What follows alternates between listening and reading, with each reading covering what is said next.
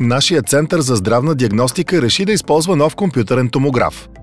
Договорът ще включва 3-годишно техническо обслужване след монтажа. Собственикът на центъра обаче желае да прехвърли част от покупна цена към 3 последователни годишни разходи за поддръжка, за да не затрудни паричния поток към момента на покупката. Как да сравним различните покупни цени и годишните разходи за поддръжка и да изберем най-добрата 3-годишна обща цена чрез електронен търг? В случаите на доставка на скъпи продукти или проекти, като инсталиране и експлоатация на оборудване, договорът обикновено включва, освен покупната цена, годишните разходи за поддръжка, които могат да варират при различните конкуренти.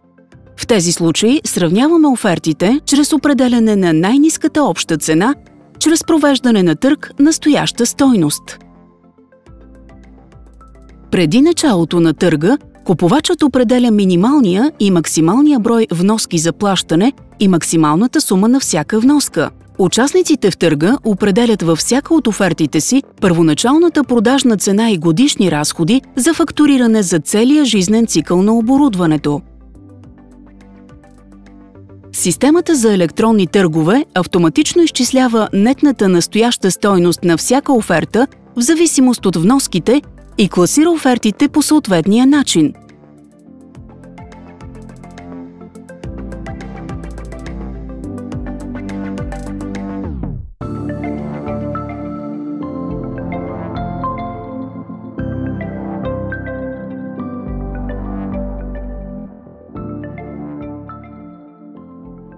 Офертата с най-ниска настояща стойност представлява най-добрата оферта.